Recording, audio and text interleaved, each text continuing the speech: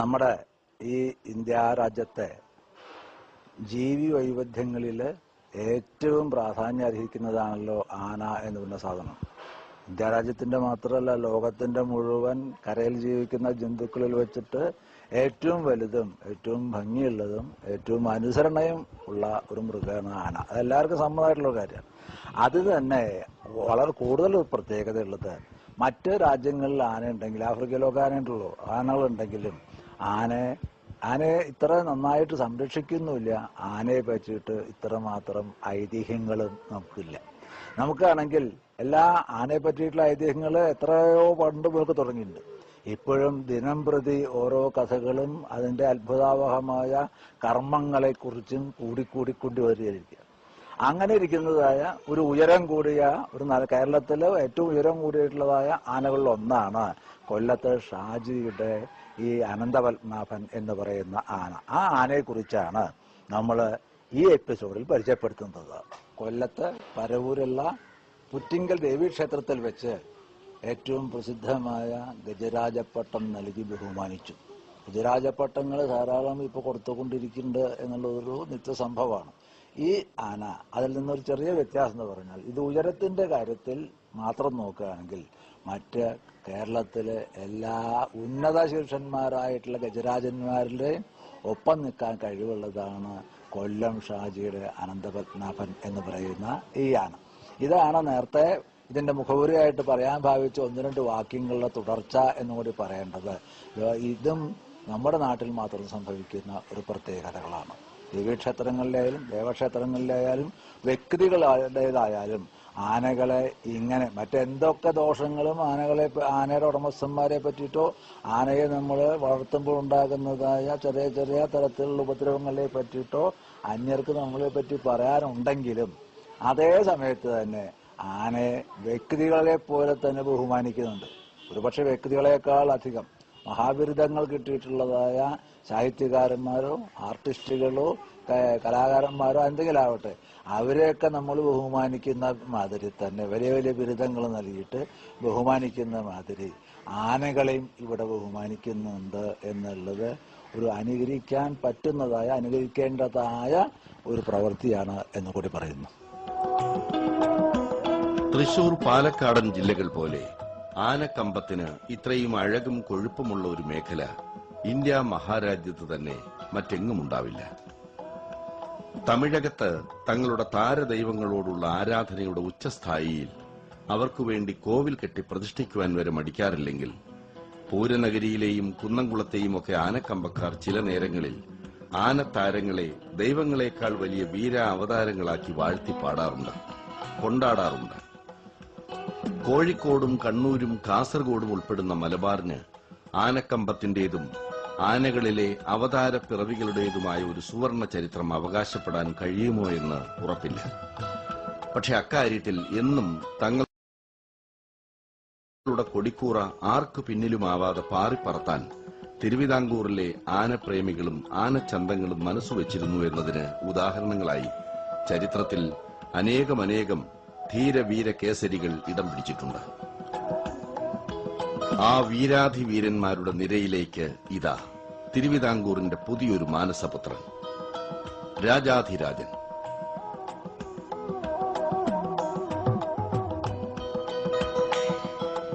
ഇന്നത്തെ തിരുവിതാംകൂറിന്റെ മണ്ണിലെ ഏറ്റവും വലിയ ഉയരക്കേമൻ, 10 അടിയിലേറെ ഉയരവും പരമ്പരാഗത ലക്ഷണ സങ്കല്പങ്ങൾക്കപ്പുറമുള്ള പ്രൗഢഗാംഭീര്യവും ആരും കൊതിക്കുന്ന തലയെടുപ്പുമായി ഒരു സുവർണ സുന്ദര താരം.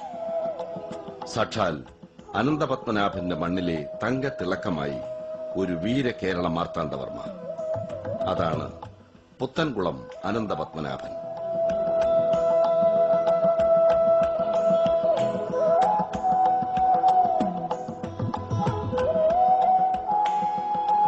കൊല്ലം പുത്തൻകുളം ഷാജിയുടെ ആനത്തറവാട് ഉത്തരേന്ത്യയിൽ നിന്നും കണ്ടെത്തി ആനക്കേരളത്തിന് സമർപ്പിച്ച തിരുമുൽക്കാഴ്ച പുത്തൻകുളം അനന്തപത്മനാഭൻ.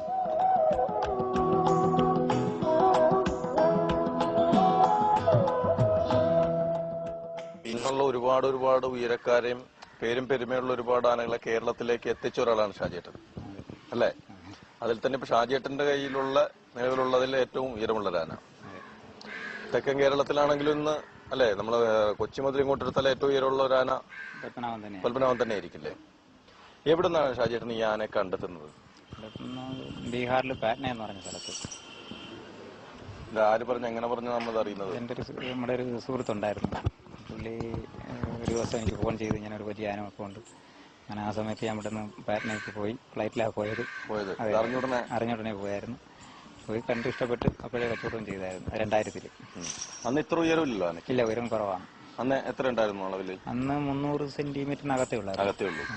എങ്കിലും കണ്ടപ്പോൾ അത് എന്തൊക്കെയാണ് അതിനെ ആകർഷിച്ച? പ്രായത്തിന്റേതാണ് മെയിനായിട്ട് വന്നത്. പ്രധാനം പ്രായക്കുറവ്.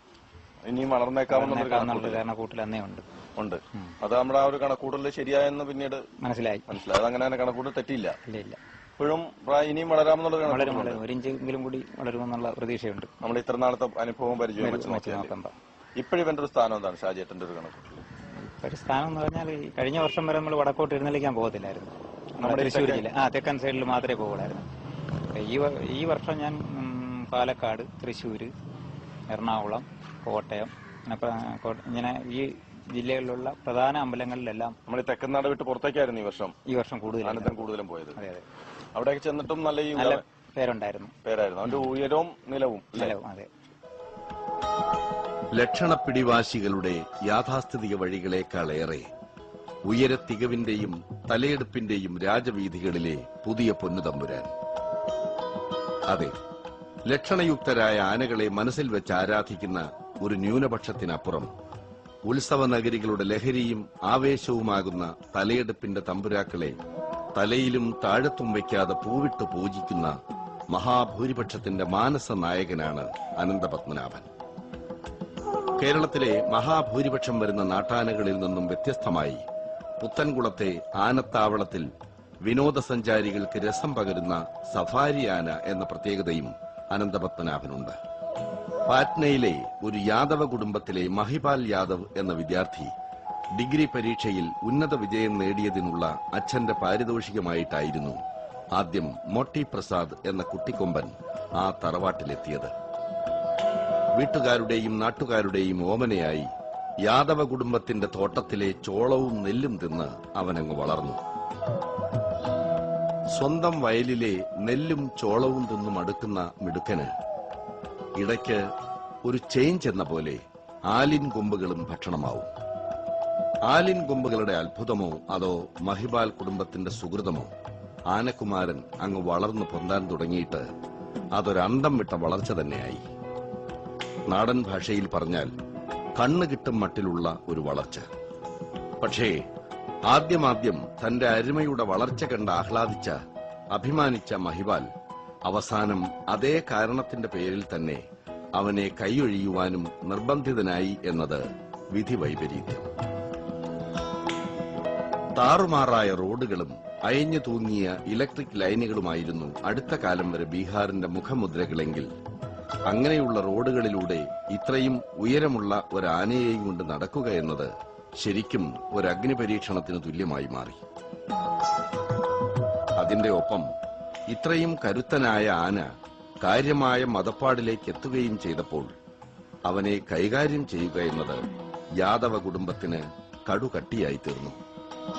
അവനെ കേരളത്തിലേക്ക് കൊണ്ടുപോരുമ്പോൾ വർഷങ്ങളായി അവന്റെ പാപ്പാനായിരുന്ന ഷംഷേർ അലിക്കായിരുന്നു ഏറ്റവും അധികം സങ്കടവും നിരാശയും. അനന്തന്റെ കൂടെ കേറിയിട്ട് അവന്റെ സ്വഭാവത്തിൽ പ്രത്യേകത നമുക്ക് തോന്നിയിട്ട് ചില എടുത്തു പറയേണ്ട സ്വഭാവത്തെ പ്രത്യേകത എന്തൊക്കെയാണ്? പറയേണ്ട സ്വഭാവം എന്ന് പറയുമ്പോൾ അവന് വേറെ ഒരു ദുർസ്വഭാവം എന്ന് പറയുമ്പോൾ അവനെ നമ്മൾ കൊണ്ടുനിർത്തിയാൽ മുഖത്ത് വെള്ളം ഒഴിക്കുന്നത് ഇഷ്ടമല്ല. സ്റ്റാർട്ടിങ്ങില് നമ്മള് കൊണ്ടു നിർത്തി അവസരങ്ങൾ എടുക്കുക അല്ലെങ്കിൽ ബക്കറ്റ് എടുത്ത് വെള്ളം അങ്ങോട്ട് ഒഴിക്കുക സ്റ്റാർട്ടിങ്, അത് അവന് ഇഷ്ടമല്ല. തുടങ്ങുമ്പോൾ തന്നെ മുഖത്തേക്ക് ഒഴിക്കുന്നത് ഇഷ്ടമല്ല. ബാക്കി എവിടെയോ ഒഴിച്ചു വന്നിട്ട് മുഖത്തൊഴിക്കുന്നത് സന്തോഷം. ഒഴിക്കുവാണെങ്കിൽ നമ്മളങ്ങ് നീക്കിക്കളയും, നീക്കിയും കളയും, തള്ളിക്കളയും. അല്ല, ഉപദ്രവിക്കണമെന്നില്ല, കുത്തണമെന്നോ കൊല്ലണമെന്നുള്ള ചിന്തയില്ല. നീക്കിയും കളയും. ഇനി ഒഴിക്കരുത് ആ രീതിയിൽ. അതാണ് അവന്റെ സ്വഭാവത്തിലൊരു എടുത്തു പറയേണ്ട. അത്രേ ഉള്ളൂ. ഒരു പാപ്പാന്മാര് വേറെ പാപ്പൻ വന്നാൽ അവരെ ശ്രദ്ധിക്കേണ്ട ഒരു കാര്യം. ഇതേ ഉള്ളൂ. ഇത് മുൻകൂർ അറിഞ്ഞിരിക്കേണ്ട ഒരു കാര്യമാണ് ആനയുടെ. ഇങ്ങനെ ഓരോ ആനയ്ക്ക് എന്തെങ്കിലുമൊക്കെ പ്രത്യേക അങ്ങനെയുള്ള സ്വഭാവമുള്ളതുണ്ട്. വെള്ളത്തിൽ ചില ആനകൾ പിണക്കമുണ്ട്. ഇന്ന് പോകുന്ന കടവിൽ നാളെ പോകത്തില്ല. അങ്ങനെയുള്ള ആനകളുണ്ട്. അങ്ങനെയുള്ളതൊക്കെ കയറിയിട്ടുണ്ട്. ഒരു ആന ഇന്നൊരു കടവിൽ കയറി കഴിഞ്ഞാൽ നാളെ ആ കടവിൽ അടുക്കില്ല. ഇല്ല. ഇപ്പം ഇവിടെ വരുമ്പം ഇങ്ങോട്ട് തിരിയുന്നതിന് മുമ്പ് ആന വെട്ടിച്ച് ഇങ്ങോട്ടേലും പോകും, മാറിക്കളയും.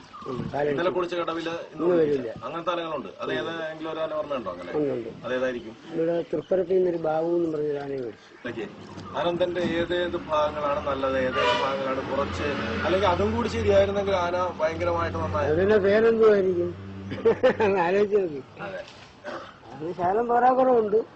അതുകൂടെ വന്നാൽ അവൻ പിന്നെ ഈ ലോകത്ത് പിന്നെ അവനല്ല ആരുമില്ല, ഒന്നും ആരും ഉണ്ടാവില്ലായിരുന്നു. അതെന്തൊക്കെയായിരിക്കും ആ കുറവ്? അതും കൂടി ഉണ്ടായിരുന്നെങ്കിൽ ആന എന്ന് പറഞ്ഞാൽ അതിന്റെ മുഖത്ത് കൊടുത്തിട്ടുണ്ടാവില്ല. മുഖത്ത് കൊടുത്തിട്ടുണ്ട് എന്ന് പറഞ്ഞാൽ എന്താണ് ഉദ്ദേശിച്ചത്? അത് അറിയാവുന്നവർക്കറിയാം. സാധാരണ നമ്മൾ ഈ സാധാരണ പ്രേക്ഷകർക്ക് അത് പെട്ടെന്ന് മനസ്സിലാവും. ആനയ്ക്ക് യഥാർത്ഥം പറയുമ്പോൾ ആ ഉടലിനൊത്ത തലയില്ല.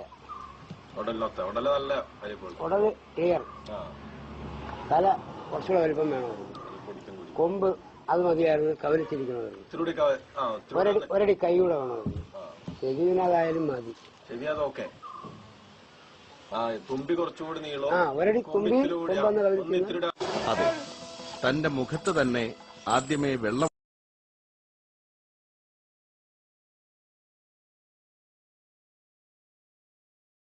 വിട്ടുവീഴ്ചയില്ലാത്ത അവന്റെ ഈ കല്ലുവഴി ചിട്ടയെക്കുറിച്ച് അറിയാത്ത പുതിയ രണ്ടാം പാപ്പാന്മാരോ സഹായികളോ മേൽപ്പറഞ്ഞ സാഹസത്തിന് മുതിർന്നാൽ ചിലപ്പോൾ അവൻ തന്റെ വിശ്വരൂപം പുറത്തെടുത്തുവെന്നും വരും.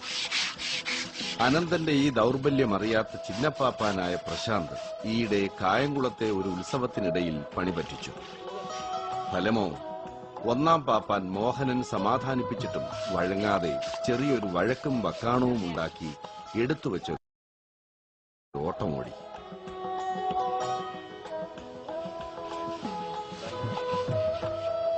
മണിക്കൂറുകൾ നീളുന്ന തേച്ചുരച്ചുള്ള കുളിക്ക് നാട്ടാനകളുടെ ജീവിതത്തിലുള്ള സ്ഥാനം പരമപ്രധാനമാണ്. ഏതെങ്കിലും ഒരു ബസ്സിൽ അല്ലെങ്കിൽ ക്യൂവിൽ തുടർച്ചയായി 2-3 മണിക്കൂറുകൾ നിന്ന നിൽപ്പ് നിൽക്കാൻ വിധിക്കപ്പെടുന്നവരുടെ കൈകാൽ കടച്ചിലുകളും വിമ്മിട്ടവും മനുഷ്യർക്ക് കാര്യമായി മനസ്സിലാവും. അപ്പോൾ 4 ചെറിയ കാലുകളിൽ ഇത്രയും വലിയ ശരീരവും താങ്ങിപ്പിടിച്ച് മണിക്കൂറുകളോളം ഉത്സവ നഗരികളിൽ ഒരേ നിൽപ്പ് നിൽക്കേണ്ടി വരുന്ന ആനകളുടെ കാര്യം പ്രത്യേകിച്ച് പറയേണ്ടതുണ്ടോ?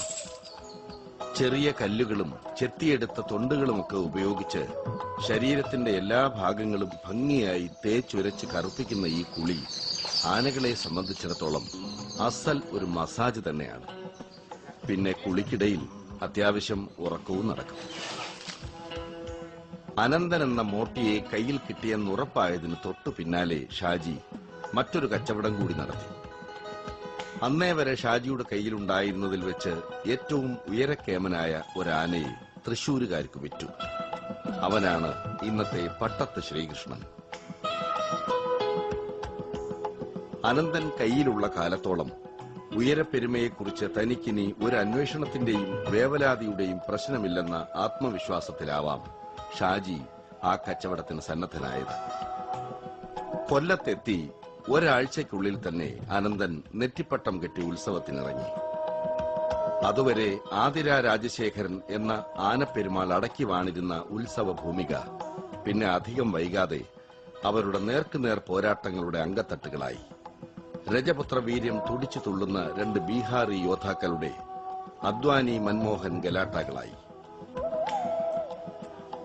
ചെണ്ടപ്പുറത്ത് കോലു വീഴുന്നതോടെ, കുത്തുവിളക്കുമായി ആനയ്ക്ക് മുമ്പിലേക്ക് ഒരമ്പലവാസി കടന്നു വരുന്നതോടെ ആന അടങ്ങി ഒതുങ്ങി മാനം മര്യാദയ്ക്ക് നിന്നാൽ മാത്രം പോരാ. അമ്പലപ്പറമ്പിലെ കൊടിമരത്തേക്കാൾ വീര്യത്തോടെ ശിരസുയർത്തിപ്പിടിച്ചു നിന്നാലേ ആനച്ചേട്ടന്മാർക്ക് നിലയും വിലയുമുള്ളൂ എന്ന മൂലമന്ത്രം തിരിച്ചറിയാൻ അനന്തന് അധികകാലം വേണ്ടി വന്നില്ല. അനന്തരം അവസരത്തിനൊത്തുയർന്ന് വെച്ചടി കയറ്റം. അനന്തൻ ചേട്ടന് പിന്നീട് തിരിഞ്ഞു നോക്കേണ്ടി വന്നിട്ടേയില്ല. ഈ ബീഹാറിൽ നിന്നൊരു ആന അവിടെ എന്ന് പറഞ്ഞാൽ സാധാരണ ദിവസങ്ങളിലൊക്കെ ആനക്കാരന്റെ കൂടെ അവിടെ ഏതെങ്കിലും വീടുകളുടെയൊക്കെ മുന്നിൽ ചെന്ന് അവർക്കുള്ള 2 കൂട്ടർക്കുള്ള ഭക്ഷണം അല്ലെങ്കിൽ അവിടെ നിന്നുള്ള കാണിക്കുക എന്തെങ്കിലുമൊക്കെ കിട്ടുന്നതിന് യാചിച്ച് നടക്കുക എന്നുള്ളൊരു ജോലി, അല്ലെങ്കിൽ ഏതെങ്കിലും കല്യാണ വീടുകളുടെ മുമ്പിൽ ചെന്ന് അലങ്കരിച്ച് നിൽക്കുക. ഇതിനപ്പുറത്തോടൊരു വേറെ ജോലിയൊന്നും ഈ ഉത്തർപ്രദേശിലായാലും ബീഹാറിലും ഉണ്ടാവില്ലല്ലോ. ഉണ്ടാവില്ല. അങ്ങനെയുള്ള ഒരു ആന നമ്മുടെ നാട്ടിലേക്ക് വന്ന്, പക്ഷെ ഷാജിയേട്ടന്റെ അനുഭവത്തിൽ തന്നെ പറഞ്ഞില്ല, കൊണ്ടുവന്ന ദിവസം തന്നെ ഷാജിയേട്ടൻ ഒരു ആനയെ കൊണ്ടുപോയി എഴുന്നള്ളിച്ചു എന്ന് പറയുന്നത്. ഉദാഹരണത്തിന് പട്ടത്ത് ശ്രീകൃഷ്ണൻ അല്ലെ, ഇന്നത്തെ പട്ടത്ത് ശ്രീകൃഷ്ണനെ കൊണ്ടുവന്ന ദിവസം തന്നെ ഷാജിയേട്ടൻ കൊണ്ട് എഴുന്നള്ളിച്ചായിരുന്നു അതേ ദിവസം തന്നെ. അങ്ങനെ ഒരു അനുഭവത്തിൽ എങ്ങനെയായിരിക്കും ആനയുടെ ഒരു പ്രതികരണം? കാരണം അതുവരെ കാണാത്തൊരു സാഹചര്യം, ആള്, മേളം, ഇതെല്ലാം അത് എങ്ങനെയായിരിക്കും ആന പ്രതികരിക്കുന്നത്? മേളത്തിൽ ബീഹാർ ആനകൾക്ക് വലിയ പ്രശ്നങ്ങൾ ഉണ്ടാവത്തില്ല, കാരണം അവിടെയും മേളങ്ങളുണ്ട്. അവിടെ ഉണ്ട്. ഇവനും അതുപോലെ തന്നെ ഇപ്പൊ അവിടെ യാതൊരു ഇങ്ങനത്തെ ഒരു ചിട്ടയൊന്നും ഇല്ലാത്ത ആന ഇപ്പൊ തലയെടുപ്പ് മത്സരങ്ങൾക്ക് പോലും ആനന്ദൻ വളരെ പേരായി വരുവാണല്ലോ അല്ലേ? ഇപ്പൊ തന്നെ ഒരു കുറച്ച് സമയം ഒട്ടും ആരുടെ നമ്മളൊരു കർശനമായ വിലക്കില്ലാതെ തന്നെ ആന തലയെടുത്ത് പിടിച്ച് നിൽക്കുന്നു. എങ്ങനെ ഈ ആന ഇങ്ങനെ നിൽക്കണം എന്നുള്ളത് നമ്മള് ഒരു ചെറിയ ശിക്ഷയെങ്കിലും കൊടുത്തിട്ടായിരിക്കും? എങ്ങനെയായിരിക്കും അതിന്റെ ശിക്ഷ ഉണ്ടെങ്കിലേ നിൽക്കുള്ളൂ. ആദ്യകാലത്ത് അങ്ങനെ തന്നെ ആദ്യത്തെ ട്രെയിനിങ് അങ്ങനെ തന്നെ ഒരു സമയം നിന്നില്ലെങ്കിൽ അടിക്കുക, അല്ലെങ്കിൽ രണ്ടടിയൊക്കെ കൊടുക്കേണ്ടി വരും. പക്ഷെ ഇപ്പൊ അത് ഭയങ്കരമായിട്ട് മാറിയിട്ടുണ്ടല്ലോ. ഇപ്പൊ കംപ്ലീറ്റ് ആനയുടെ നമ്മളൊന്ന് പറഞ്ഞാലും മതി, ആന മാറി നല്ലതുപോലെ തലയെടുത്ത് നിൽക്കും. അതെ. അത്യുന്നതങ്ങളിൽ ദൈവത്തിന് മഹത്വം എന്ന് പറഞ്ഞതുപോലെ ഇത്രയും ഉയരവും തലയെടുപ്പുമുള്ള ഒരാന, അവൻ മനുഷ്യർ അവരിൽ നിന്നും പ്രതീക്ഷിക്കുന്നത് പോലെ സൽസ്വഭാവിയും കൂടിയായാലോ? സ്വർണത്തിന് സുഗന്ധമെന്ന് പറഞ്ഞതുപോലെ തന്റെ മുതലിനെ ഓർത്ത് ഏതുടമയും ദൈവത്തിനെ 1001 വട്ടം സ്തുതിക്കും. ഒരുപക്ഷെ മലയാള നാട്ടിലേക്ക് ഏറ്റവും അധികം വരത്തന്മാരെ വരവേറ്റിട്ടുള്ള 100 ആനകളോടൊപ്പം അടുത്ത് ഇടപെട്ടിട്ടുള്ള ഷാജി എന്ന ആന ഉടമ പ്രഥമ ദർശനത്തിൽ തന്നെ മോട്ടി പ്രസാദിന്റെ ഭാവി ഫലങ്ങൾ മനസ്സിൽ കണ്ടിട്ടുണ്ടാവണം. ഒട്ടും വൈകാതെ അനന്തൻ എന്ന ഈ മോട്ടി തെക്കും വടക്കും എന്ന വ്യത്യാസമില്ലാതെ കേരളം അങ്ങോളം ഇങ്ങോളമുള്ള ആനക്കമ്പക്കാരുടെ മനസ്സാക്ഷിയുടെ അംഗീകാരം വെട്ടിപ്പിടിച്ചു മുന്നേറുമെന്നും മനസ്സിലാക്കിയിട്ടുണ്ടാവണം. ചോര തുടിക്കുന്ന പ്രായം, 10 അടിക്കുമേലെ ഉയരം, എല്ലാറ്റിനുമുപരി 1-ാം തരം തലപിടിത്തവും.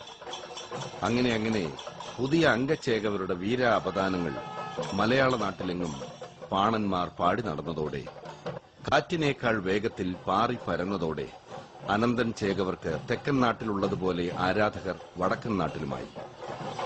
ഇക്കുറി പ്രശസ്തമായ ഉത്രാളിക്കാവ് പൂരത്തിനും വടക്കഞ്ചേരി തട്ടകത്തിന്റെ ഉത്സവത്തിടമ്പ് ശിരസിലേറ്റാനുള്ള അപൂർവ ഭാഗ്യവും അനന്തനായിരുന്നു. സഹ്യനിരകളുടെ തിരുമുടിക്കെട്ട് സാക്ഷാൽ ആനമുടിയാണെങ്കിൽ, മലയാള മണ്ണിലെ ആനത്താരങ്ങൾക്കിടയിലെ ഉയരക്കേമനായ യുവരാജാവിനെ ഗജകൊടുമുടി എന്ന പട്ടം നൽകിയാണ് കൊല്ലം പ്ലാവള ക്ഷേത്രത്തിലെ ആനപ്രേമികൾ ഏതാനും ആഴ്ചകൾക്ക് മുമ്പ് ആദരിച്ചത്. ഇപ്പോഴിതാ കൊല്ലം ജില്ലയിലെ തന്നെ അതിപുരാതനവും പ്രസിദ്ധവുമായ പരവൂർ പുറ്റിങ്ങൽ ക്ഷേത്രോത്സവത്തോടനുബന്ധമായി അനന്തപത്മനാഭന് മറ്റൊരു പട്ടാഭിഷേകം കൂടി. മലയാളിയും മലയാള നാടും എന്നെന്നും ഹൃദയത്തിൽ സൂക്ഷിക്കുന്ന ഈണങ്ങളുടെ ചക്രവർത്തി, വിശ്രുത സംഗീതജ്ഞൻ സാക്ഷാൽ ജി ദേവരാജന്റെ സ്വന്തം മണ്ണിൽ വെച്ച് ബീഹാറിലെ നാടോടിപ്പാട്ടുകൾ കേട്ടുവളർന്ന ആനപുരുഷന് ഒരു ഗജരാജ പട്ടം.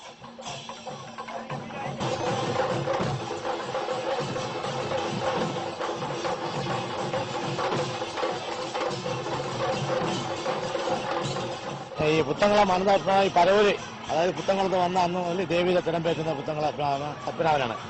അശ്വതി ഭരണി എന്നീ 2 ദിവസം ഏറ്റവും പ്രധാനപ്പെട്ട ദിവസങ്ങളാണ് ഈ ക്ഷേത്രത്തിൽ. അതുകൊണ്ടാണ് അതുമല്ല തെക്കൻ കേരളത്തിൽ ഏറ്റവും വലിയതും തലയെടുപ്പുള്ള ഗജവീരൻ ഗജ കൊടുമുടി എന്നാണ് ഞങ്ങളിപ്പം അടിച്ച് കൊടുത്തിരിക്കുന്നത്. ഗജ കൊടുമുടി കൊടുമുടി. അതുകൊണ്ടാണ് ഈ ഗജവീരന് ഞങ്ങൾ ഈ ഗജരാജപട്ടം കൊടുത്ത് ആദരിക്കാൻ ഈ ദേവസ്വം ഭരണസമിതി പൊതുയോഗത്തിന്റെ കമ്മിറ്റിയുടെ തീരുമാനപ്രകാരമാണ് ചെയ്തത്. അതുപോലെ പരവൂരിലെ കൊല്ലം ജില്ലയിലെ പൗരാവലിയുടെ ഒരു ആഗ്രഹപ്രകാരമാണ് ഞങ്ങൾ ഇത് നടത്തിയത്.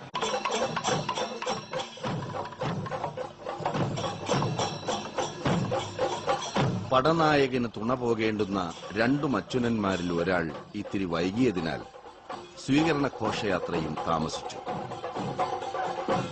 പുത്തൻകുളം ആനത്തറവാടിന്റെ അഭിമാനങ്ങൾ തന്നെയായ അർജുനനും ശ്രീരാമനുമാണ് ഇന്ന് അനന്തൻ ചേട്ടന്റെ പട്ടാഭിഷേകത്തിന് ഇരുപുറവും നിൽക്കുവാനുള്ള നിയോഗം. പക്ഷേ ഏത് നിമിഷവും കോരി ഒഴിച്ചേക്കാമെന്ന വാശിയോടെ മുഖം വീർപ്പിച്ചു നിൽക്കുന്ന മഴക്കാരന്റെ ഭീഷണി മുൻനിർത്തി ഔപചാരികതകളെല്ലാം മാറ്റിവെച്ച് പട്ടാഭിഷേക ചടങ്ങിന് ഗതിവേഗം ലഭിച്ചതോടെ കഥാനായകനും ഉഷാറായി. തങ്ങളുടെ നാടിന്റെ നാമം അങ്ങോളം ഇങ്ങോളം ആകാശത്തിനു മേലെ ഉയർത്തിപ്പിടിക്കുന്ന വീരനായകന്റെ പട്ടാഭിഷേകത്തിന് ഹരം പകരാൻ അരങ്ങൊരുക്കാൻ വാദ്യഘോഷങ്ങളെക്കാൾ ഉച്ചത്തിൽ ആനപ്രേമികൾ ആർപ്പ് വിളിച്ചു. അങ്ങനെ വർത്തമാനകാലത്തിന്റെ വീരസേനാനിയുടെ ശിരസിൽ മറ്റൊരു ഗജരാജപട്ടം കൂടി. അനന്തപത്മനാഭന് പട്ടം ചാർത്തി അവനെ ലോകത്തിന്റെ നെറുകയിലേക്ക് ഉയർത്തി നിർത്തുന്ന ഈ നിമിഷങ്ങളിൽ പരവൂരിനും തിരുവിതാംകൂറിനും ഒരുപോലെ അസുലഭ സുന്ദര മുഹൂർത്തം. വടക്കൻ ജില്ലകളിൽ നിന്ന് ഒരുപാട് ആനകൾ അവിടെ മരട്ടിലും തൃപ്പൂണിത്തുറ ക്ഷേത്രങ്ങളിൽ വന്ന് എഴുന്നള്ളിച്ച് നടത്തുന്നുണ്ട്. അതേസമയം തെക്കൻ കേരളത്തിൽ നിന്ന് ഒരു ആദ്യമായിട്ടൊരു തലയെടുപ്പുള്ള ഒരു ആനയെ കൊണ്ടുവരുന്ന ആഗ്രഹത്തോടുകൂടിയാണ് ഞങ്ങൾ അതെ അതെ പുതിയൊരു ഓപ്ഷൻ. അത് തിരുവിതാംകൂർ ഭാഗത്തുനിന്ന് മധ്യ കേരളത്തിന്റെ എറണാകുളം മധ്യ കേരളത്തിന്റെ ഭാഗമായിട്ടാണല്ലോ വരുന്നത്. അതിൽ നല്ല തലയെടുപ്പുള്ള ആനയും അത് എഴുന്നള്ളിക്കുന്ന വടക്കേ ചേരുവാരത്തിലെ ഭാരവാഹികളായി ഞങ്ങൾക്ക് ഒരു ആഗ്രഹം ഉണ്ടായതിന്റെ പേരിലാണ് ഞങ്ങളോട് കൊണ്ടുവരാൻ കാരണം. 2 വർഷമായി. അതെ അതെ. അനന്തൻ എന്ന് പറയുന്ന ഒരു ആനയെ നമ്മൾ നോക്കുമ്പോഴേ എന്തൊക്കെയാണ് അതിൽ കാണുന്ന ഒരു ഗുണങ്ങൾ പ്ലസ് പോയിന്റ്സ് ആയിട്ട് നമുക്ക് പ്ലസ് പോയിന്റ്സ് വളരെ ശാന്തശീലൻ, എല്ലാവരോടും നല്ല രീതിയിൽ ഇടപഴകുന്ന ഒരു ആന, അതുപോലെ തലയെടുപ്പ്, സൗമ്യ സ്വഭാവം, ഇതാണ് ഞങ്ങൾ കൂടുതലായിട്ട് അതിന് പ്രത്യേകത കണ്ടത്. സ്വന്തം തട്ടകത്തിലും പുതിയ പുതിയ ദേശാന്തരങ്ങളിലും ഒരുപോലെ ആരാധക വൃന്ദങ്ങളെ സൃഷ്ടിച്ചുകൊണ്ട്, ആരാധക ഹൃദയങ്ങളിൽ ആവേശ തിരമാലകൾ സൃഷ്ടിച്ചുകൊണ്ട് പുതിയ കാലത്തിന്റെ രാജരാജോത്തമൻ ചുവടുവയ്ക്കുകയാണ്. UP ബീഹാർ വനഭൂമിയിലെ കാടുകളിൽ എവിടെയോ പിറന്നു വീണ് പാറ്റ്നയിലെ മഹിപാൽ യാദവിന്റെ ഓമനയായി വളർന്ന ആനക്കിടാത്തൻ. കാലത്തിന്റെ നിയോഗത്തിൽ അവനുവേണ്ടി പുതിയ സിംഹാസനങ്ങളും വജ്ര രത്നാങ്കിതമായ സുവർണ കിരീടങ്ങളും കാത്തുവച്ച് അവന്റെ തലയെടുപ്പിനും നടയഴകിനും മുന്നിൽ ശിരസ് നമിച്ച് മലയാളിയും മലയാളിയുടെ സ്വന്തം ഉത്സവ കേരളവും. പുതിയ ഉയരങ്ങളും പ്രശസ്തിയുടെ പുത്തൻ ചക്രവാളങ്ങളും തേടി ഗജരാജപ്രഭുവെ ഇനിയും ഇനിയും മുന്നോട്ട്.